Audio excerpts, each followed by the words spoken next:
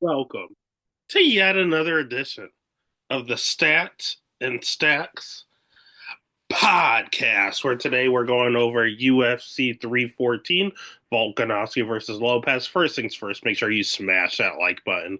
Give a follow over on Twitter, over on Instagram, over on TikTok, wherever there's social media. There's the Stats and Stacks podcast. We didn't have a great read on UFC Vegas 105, and it wasn't the greatest, honestly. We did hit a few dogs like Reese McKee, but outside of some of the obvious plays, we had a whole bunch of like takedown plays that came through. But outside of that, it wasn't the greatest card. Ultimately, lost 2 units, but it is what it is. I didn't feel like I had a good read going into it. But this week I do. I mean, last year we did better on the Apex cards and worse on the pay-per-views. This year we're doing better on the pay per view and worse on the Apex cards, and I do think I have a good read on this card coming up. So let's not waste any time. Let's not harp on the past. Honestly, I have to do this a lot earlier. I have a lot of shit going on this weekend. So I do have to film the pod super, super, super early. But hey, it is what it is. We don't have the over-unders yet. They usually come out on Tuesday, but on some offshore come out on Monday. We have to film this real early Sunday. So it is what it is. We at least have the just the money lines, and that's what we're going to ride with. So we'll allude to the over unders if it's one that's the way you have to go. Otherwise, let's just stick to the money lines. Let's just stick to winning bets, and let's stick to winning money. Let's jump to the very first fight of the night. We're looking at Nora Cannoli at minus 190 going up against Haley Cowan at plus 160. Again, no over under, so let's just jump straight into it. And let's start with Nora Cornoli. Nora Cornoli is a French kickboxer. She is very good striking. She has okay power. Her level of competition's okay fighting. Oh God, what is that? Cavalcante twice. Her jujitsu's trash though. Her takedown defense is at rocking a 50% takedown defense is trash. And we saw a lot of that from Jocelyn Edwards, who's not a good wrestler, so that doesn't look good. Her volume's okay. And her grappling is improving. We saw her try to utilize it in the Cavalcante rematch in her last fight. But outside of that, she has okay cardio. It's not good or bad. And she does look pretty sucked out at weigh-ins and has missed weight before, so do keep an eye out on weigh-ins. Otherwise, she's just a really good striker, and that is about it. She doesn't really have anything else to her game. On the other side, we have Haley Cowan. Haley Cowan, you want to talk about people missing weight? She misses weight all the fucking time. She is absolutely massive for this weight class. She's going to have a 2 inch reach advantage here, but she doesn't really know how to use it because she doesn't have good striking at all. She can't strike to save her life, but she does have okay jujitsu and okay grappling. Me personally, I do think it's a little overrated. The UFC loves this girl for absolutely no reason. I don't know why they like her.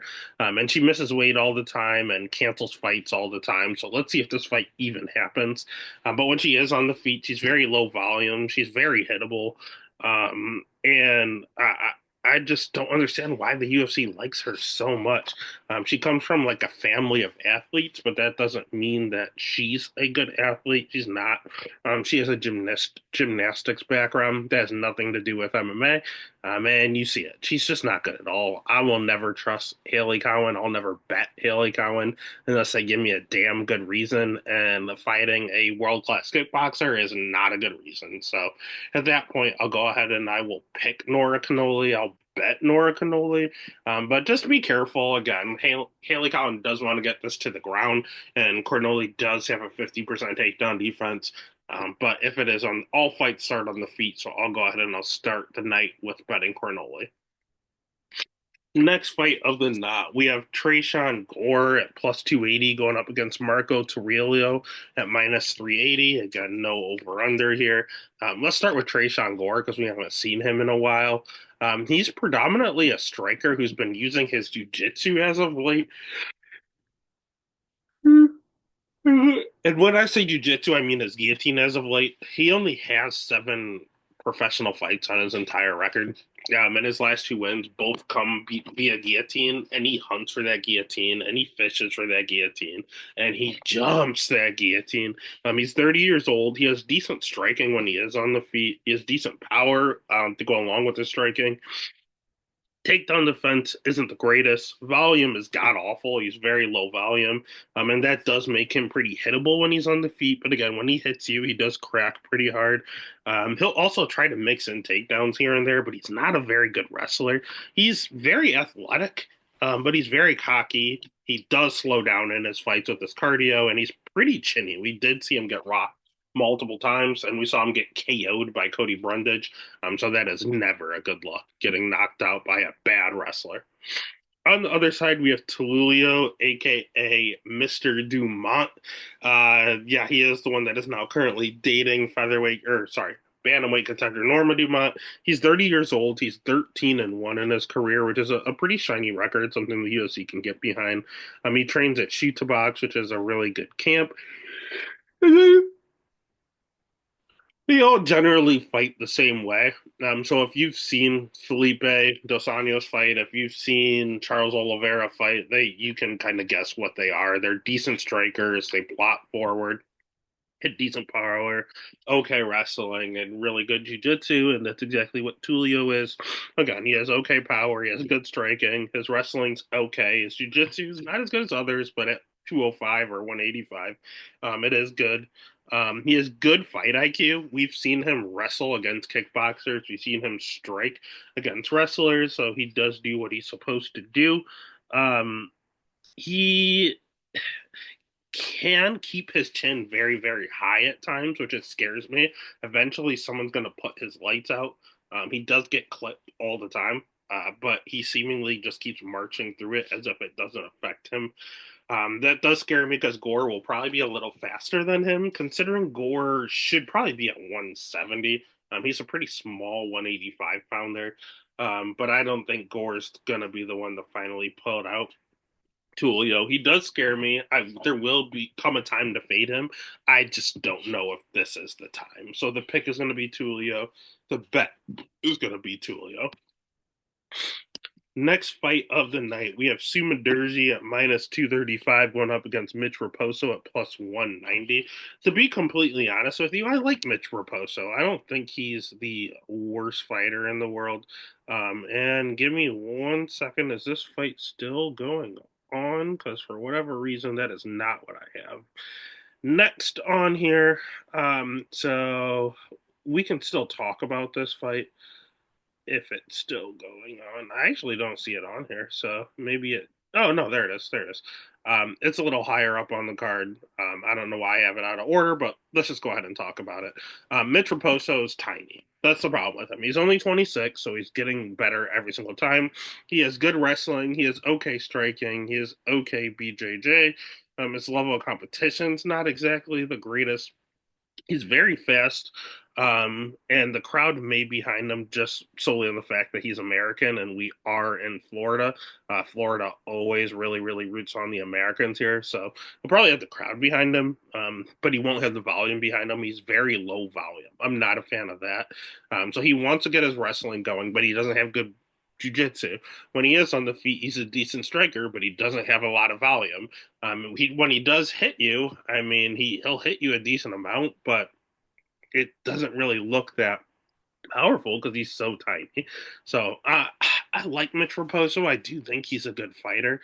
I just think that unfortunately the smallest weight there is 125 for men's, and he's not a 125 pounder. He's just a small guy, and that's kind of to his detriment here. On the other side, we have Sumaderji, who has moonlighted at 125 and 135. Sumaderji is a very good striker, definitely much better striker than Mitch Raposo. He'll have an 8-inch reach advantage, which is absolutely massive. He has pretty decent power. He cracks when he is on the feet at plus 120 at 125. He's rocking a 66% takedown defense. That's not great, especially against Mitch, who does prefer to wrestle. And then he does essentially have really, really bad jujitsu. It's not good. Most of his losses are by submission. So to have bad takedown defense and have bad jujitsu to accompany it is not a good combo. He has good volume when he's on the feet. So when it's on the feet, he's going to absolutely kill Mitch Raposo. If Mitch Raposo is able to get the takedowns, that is not good for Sumaderji.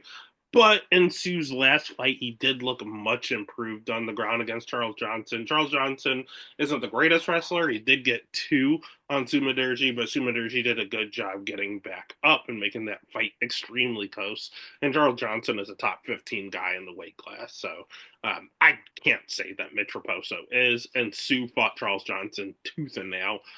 So I do think this is Sue's fight to lose. So the pick is going to be Sumaderji.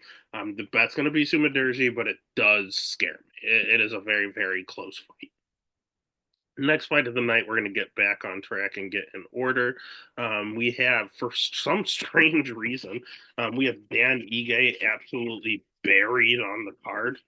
We have Dan Ige as a dog as well at plus 130 going up against Sean Woodson at minus 155. It makes no sense. Let's start with Dan Ige. Dan Ige is 33 years old, so he's not even like one of the elder statesmen. He's still in his prime. He has good striking. He has good jiu-jitsu. He has okay wrestling. He has good cardio. He has really good power. He's fought a great level of competition. His volume's okay. I like everything about Dan Ige. He literally has no negatives on his record. It's just if you do fight someone that's a really, really, really good wrestler, they can take him down and control him. If you fight someone that's a really, really good striker, sometimes he can get out volumed. And that's about it. 57% takedown defense is, again, is his biggest quarrel. And it's usually just grapplers that come in and beat him. Bryce Mitchell came in and beat him. Lerone Murphy came out and got a whole bunch of takedowns on him. He has good offensive wrestling, defensive wrestling. He has a little bit of an issue. But outside of that, this dude's a really, really good fighter. And I think he's a top 10 guy. On the other side, we have Sean Woodson, who is absolutely massive for the weight class. He's 32 years old and he'll have a 7-inch reach advantage in this matchup. He has really, really good striking. He is a ex-pro boxer. He is probably the tallest guy at 145 with whatever height he's at. He throws a ton of volume, so again, sometimes you can out volume him. 13-1 record, it's pretty shiny. 13-1, I should say. But he can get chin checked. He got chin checked by people like Luis Saldana. That's not the greatest look. His cardio has looked good and bad. It's been looking a lot better as of late. But I have seen him gas out like the Julian Erosa fight. I did see him slow down quite a bit. He has a tendency to move forward, but Dan Ige also has a tendency to move forward, so that'll be pretty interesting to see. Dan Ige has good fight IQ, but so does Sean Woodson, so they'll know exactly. They'll both have good game plans coming in. I do think Dan Ige is the better jiu-jitsu practitioner. He hits harder, and he's the better wrestler. So all in all, Dan Ige is the better fighter. Sean Woodson just has physical advantages that are going to give Dan Ige a lot of issues. But Dan Ige again has good IQ as well. So if he wants to mix in the wrestling for once, he can do that against Sean Woodson. It's going to be tough. Sean Woodson has 84% takedown defense, but he's going to have to get in close, and he's going to have to rock this guy. And he has been checked multiple times in the past. So at the end of the day, the better fighter is plus money, and that's the way we're going to lean. The pick is going to be Dan Ige. The bet is going to be Dan Ige. Next fight of the night is one of the ones that I have the biggest issue with. It does concern me a little bit. We have Cedricus Dumas. That's crazy. At plus 160 going up against Michael Olianchachuk at minus 190. Again, no over under. Let's start with Cedricus Dumas. Part of the reasons I'm concerned about it is because he'll have a 5-inch reach advantage. He's 29 years old. He's predominantly a striker. He has been mixing in his wrestling and jiu-jitsu as of late, but I don't really understand why, because he's not a good wrestler or a good jiu-jitsu practitioner. And defensively, He has been submitted and he has a 40% takedown defense. In regards to his cardio, he does slow down in the third round. And in regards to his volume, it's not good. It's very, very low. He might have the crowd behind him. You know what? I take it back. He will have the crowd behind him, considering he's from Florida and he's fighting a foreigner. So that part does scare me quite a bit. But outside of that, he's just not a good fighter. He's a one-dimensional kickboxer that likes to use his striking or likes to use his jujitsu, and he's not good at it. So it really, really, really confuses me, to be honest with you. On the other side, we have Michael Olean-Chaychuk. Part of the reason it scares me is because this guy is a walking punching bag. He will take two to give one. He loves taking damage so he can get inside and crack you. He has decent power. He's fought a decent level of competition. He's 30 years old, so he's in his prime. He has okay striking, a ton of pressure. This guy doesn't know how to fight going backwards. He will only go forward. But his jiu-jitsu is not great. His wrestling's, we've seen him mix it in from time to time, but it's not great. His cardio, he does slow down in his fights as well. But I'll say he has a little bit better cardio than Dumas. He does throw a high level of volume. He throws a ton of volume when he's on the feet. But that's if he's on the feet because he has 48% takedown defense. He can't stuff a takedown. But Dumas can't really wrestle himself, so that's interesting. The biggest thing here is that everyone and their mother is riding the Fighting Nerds dick. And Mikey O is the new member of Fighting Nerds. He goes out there and trains with Fighting Nerds. So is that going to be enough for him to go out there and show out? Yeah, honestly, he cracked Kevin Holland pretty badly. He had a good reach and decent power, and then he got caught in an armbar. I'm not scared of Cedric Dumas's ground game.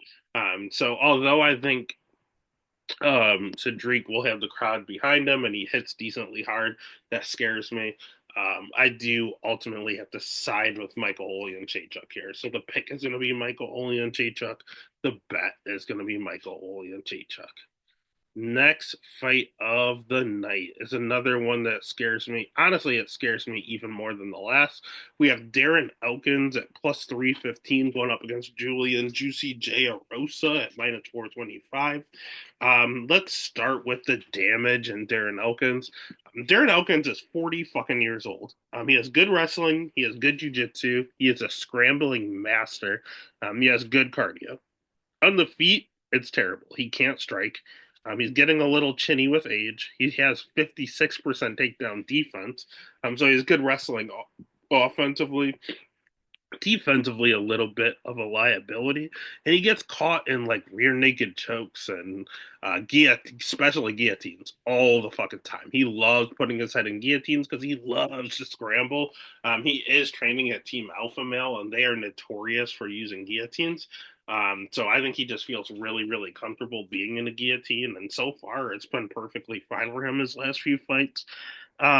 I don't know. He just loves to put himself in precarious situations, scramble out of it, and then stay on top of you and dominate because he does have good cardio, even at 40 years old. But again, he's extremely hittable and he's been getting rocked a lot as of late.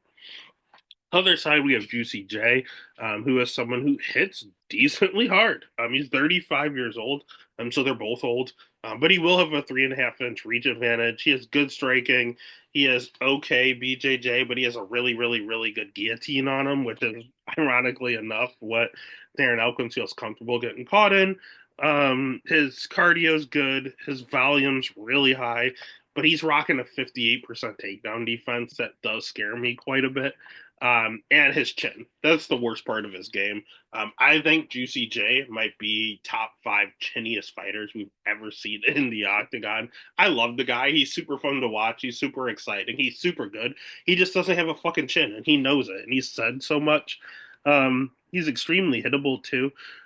So I don't know. He is someone. I don't think Darren Elkins is going to go out there and chin check Julian Arosa. Darren Elkins has really, really, really bad striking. But in hindsight, he does have good wrestling, and Juicy J has 58% takedown defense. And Juicy J talks about how much he loves his guillotine. If he jumps Gilly here and Darren Elkins gets out of it, he'll just stay on top of Juicy J the rest of the round. And with Darren Elkins being such a big dog, I just don't know how you stay away from it. It's a complete dog or pass. So I'll go ahead and I'll pick Julian Erosa. But the bet is actually going to be Darren Elkins because the line's out of control. Next fight of the night. Honestly, the line's not out of control. It's high, but it's justified. We have Chase Hooper. Chase Hooper is minus 950 going up against Jim A10 Miller or Jim fucking Miller at plus 550. We can start with Chase Hooper, and it's just someone that is showing constant improvements. He's 25 years old, which is insane because he's been in the UFC for like 5 years. He'll have a 3 inch reach advantage, which is actually lower than expected. He has really good jujitsu. He has really good cardio. His striking is getting much better. It's still not good, but it's gotten a head and shoulders better. His wrestling's not great, but it has gotten better as well. Defensively, 57% takedown defense, but I think that's by design because he wants to be on the ground. All in all, he is just one of these guys that came into the UFC super young, super early, and you're seeing their progression as they're in the UFC. And each time you see them, they look better and better and better. On the other side, I don't think A10 Miller's getting any better because he's getting older and older and older. He is 41 years young. He has really good jujitsu and is another one that loves to jump the guillotine. He is okay wrestling. He is okay striking. He carries a decent amount of power on him. His level of competition is great. He has a really good schedule, but he's pretty low volume and he is pretty hittable when he is on the feet. And when he's not on the feet, he's rocking a 49% takedown defense, and he does slow down in his fights. He gets a little tired, which is justifiable considering he's 41 years old. So I love A-Time Miller, and he loves to give vet lessons. And usually I would say the 25-year-old BJJ guy, he goes out there and teaches a vet lesson. But this particular BJJ 25-year-old has been in the UFC for 5 years already. So I think it's just a bad stylistic matchup for Jim Miller. So the pick is going to be Chase Hooper. The bet is going to be Chase Hooper. Next fight of the night, we have Verna Jandaroba minus 150 going up against Janan Yan at plus 125 or Yan Janan at plus 125. They say it backwards sometimes. But let's just start with Verna. Verna is my girl. Verna, the one-eyed bandit, is 36 years old now, but she has world-class jiu-jitsu. She has good wrestling to accompany it. Her striking's trash. But her cardio is good and bad. I've seen it both ways. Her volume is trash, but she's awfully durable. I don't think she's ever been knocked out. She's fought a really good level of competition. And when she is on her feet, she is a little hittable. But again, I've never seen her go out. So ultimately, she wants to take you down and she wants to submit you, or she wants to take you down and she wants to just hold you down and out grapple you. And she's very good at it. She is one of the top three best jiu-jitsu practitioners in the weight class. On the other side, we have Yan Janan. She's 35 years old, so she's not much younger. She has good striking, and she's the complete. Pardon me. She's the complete opposite. She has really good striking, but she has bad jiu-jitsu, and she's rocking a 63% takedown defense. Her cardio has also looked good and bad. Mostly good. I will say it's probably better than Verna's, but this is only a 3 round fight. She's also fought a good level of competition, so you really just have wrestler versus grappler, or sorry, grappler versus striker is what we have in this matchup. I know her takedown defense looked really good in her last fight, but Tabitha Ricci is not Verna Jandaroba. Verna Jandaroba is Tabitha Ricci on steroids. So I will say that Verna's probably going to win this fight. We saw Verna take down people like Loopy and dominate her. And she's a much better wrestler than Yan Janan. So at this point, the pick is going to be Verna. And at these odds, the bet is going to be Verna. She's pretty parlay material. Next fight of the night, we are looking at Bryce Mitchell versus Gene Silva. That is the main one that people have been waiting for. Bryce Mitchell is at plus 260, while Gene Lord Silva is minus 340. Let's start with Bryce Mitchell. Bryce Mitchell's a very, very, very good wrestler. He's a very, very, very good jiu-jitsu practitioner. He's fought a good level of competition. He's 30 years old. His striking is much improved, but it's nowhere near Gene Silva's. He is a little chinny and he does slow down at times. He's very, very low volume. This is the definition of grappler versus striker again. In the last matchup, we took the grappler. In this matchup, we have Gene Silva, who hits much, much, much harder than Jan Janan. But even so, I'll probably still side with the grappler here, mainly on the fact that Jean Silva has been protected by grapplers or from grapplers. He hasn't really fought any. He's 28 years old. He's a fighting nerd. He has really good striking. He has a ton of power. He's rocking the 80% takedown defense, and you're thinking that's great. But why is it 80% when he's fighting Melsik Bagdasarian, Drew Dober, Charles Jourdain, Weston Wilson, Kevin Vallejos? Who in that list is supposed to take him down? You have a Mexican striker. You have a BJJ guy who's a string bean that can't wrestle to save his life.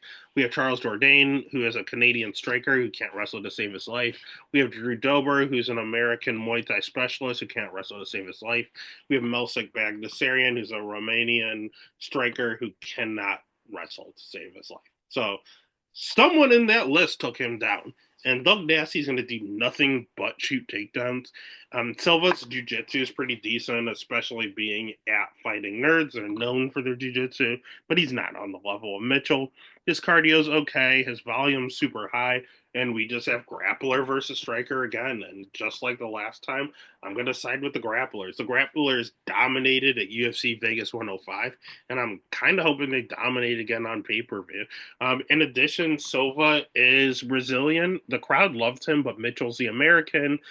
Florida always cheers for the American. So hopefully, this sounds greasy, but when Mitchell gets a takedown and just lays there, hopefully the crowd doesn't boo and get it stood up because the American's going to be on top winning. So the pick is going to be Mitchell. The bet is going to be Mitchell at plus 260. These odds are way off.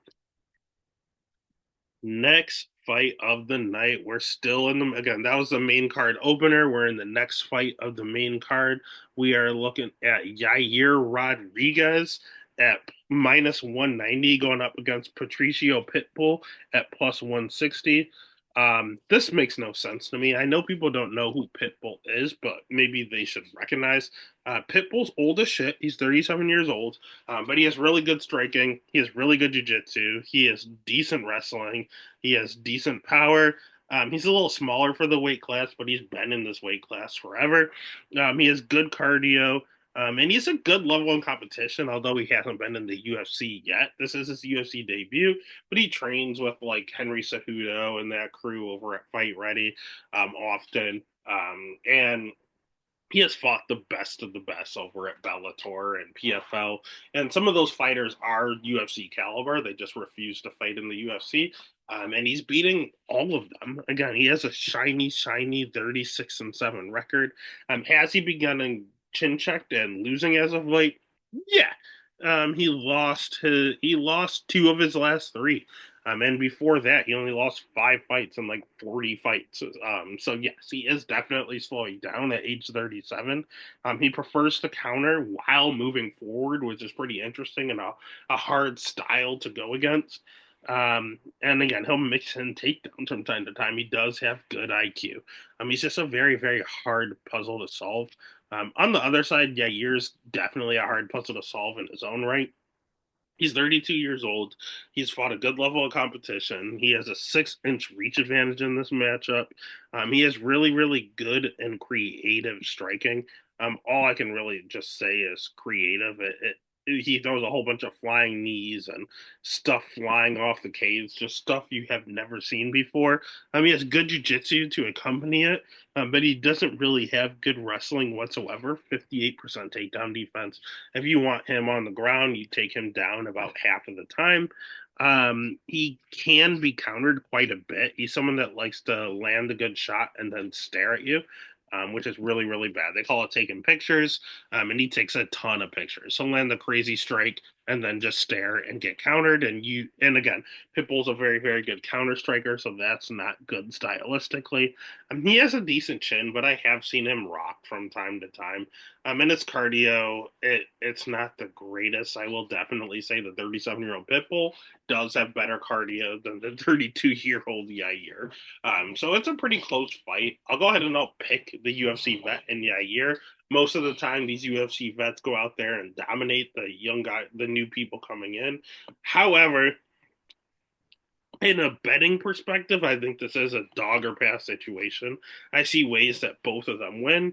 And with the guy that's a little more well rounded, I know he's older, but he is more well rounded and he's plus money at plus 160. That's the way I'm going to have to bet. So the pick is going to be Yair Rodriguez, but the bet's going to be the plus 160 Patricio Putbill. That's just the only way we can go. Next fight of the night, we have Nikita Krylov at minus 190 going up against Dominic Reyes at plus 160. This sounds crazy. I'm not a big Reyes guy, but we've been rocking with him recently, and we're going to probably continue to do so here. The Dominator is 35 years old, so he's no spring chicken anymore. He has good striking, he has good power, he has good volume. The company has good power. It's nice to have power and volume. His level of competition is really, really, really good. 82% takedown defense, and that's an important number here because his jiu-jitsu is trash. It's not very good. His cardio is good. So he has good cardio, he has power, and high volume. I love that. Really hard to take down. I love that. What's the problem with him? He doesn't have jiu-jitsu and he's chinny. He's been knocked out quite a bit. Part of that is just who he fought. Like Ryan Spann isn't really excusable, but he does hit hard. He caught him. Yuri's a former champ. Jan's a former champ. John Jones is a former champ. Those are his three other losses. I personally, though, thought he lost to Volkanovski when he won that split. So um, not the greatest there. So he does struggle a little bit with the top end of the weight class. But the fact that he has volume, power, and very, very hard to take down is going to win him a ton of fights, especially at 205. Interesting part is that Krylov is one of the only 205 pounders that will mix in wrestling. He's 32 years old. He has good striking in his own right. He has decent power in his own right. His jiu-jitsu is good. His level of competition is good. His volume's pretty good. He mixes in takedowns, and you're thinking, why would you bet Reyes then? Mainly because Krylov does have a tendency to slow down in his fights. I wouldn't say he always gasses per se, but he definitely slows down. We also haven't seen him in 2 years. He had that war against Ryan Spann that was going back and forth. And then he's been MIA. I don't know if it's hurt. I don't know if it has to deal with the war in his home country of Ukraine. I have no idea. But Dom Reyes is definitely going to have the crowd behind him, being the American in this matchup. And if Krylov struggles to get the takedown, I do think Reyes is the better striker. Now, is Reyes more chinny? Absolutely. But can you rock Krylov? Absolutely. They can both go out. So I'll go ahead and I'll trust the American here in this instance at plus 160. This is another one where the odds are just off. The pick is going to be Dom the Dominator Reyes. The bet is going to be Dom the Dominator Reyes. And that takes us to our 5-round co-main event of the evening. We have Iron Michael Chandler at plus 135 going up against Patty the Batty Pimblett at minus 160. This is an interesting fight here. Patty, let's start with Patty Pimblett, coming out of England. He has world-class jiu-jitsu. He's really, really, really good on the ground. He's 30 years old. He'll have an inch and a half reach advantage. He has pretty decent striking. He has pretty decent power. He has pretty decent cardio. His wrestling leaves a little to be desired. But all in all, I thought he was trash. He's not as bad of a fighter as I thought he was coming in, mainly because his jiu-jitsu is world class. And when he is on the feet, he's not very technical, but he does hit decently hard, and he's never been knocked out. I don't like his wrestling in the sense that he has 52% takedown defense, and not the greatest offensive wrestling, especially going against a former college wrestler, Missourian Michael Chandler. I think he's going to have to do some work on the feet. But he does have decent volume and decent power on the feet. And that's important because Michael Chandler also has very, very good power and decent striking on the feet. He has good world class wrestling. He is good jiu-jitsu himself. The problem I have with Chandler is that he's a little chinny. He's 38 years old. And he does slow down in some of his fights. Sometimes he does, sometimes he doesn't. You really don't know what you're getting. We saw him fight 5 rounds against Charles Oliveira. He didn't slow down at all. We saw him fight 3 rounds against Dustin Poirier, and he did slow down. And Patty does push a pace, so it scares me that Patty's pace pushing may come into effect here. But Chandler hits like an absolute truck, and Patty's extremely hittable. Chandler's hittable himself, and Chinny, but they can both knock each other out. At the end of the day, I think it is pretty 50-50 on the feet.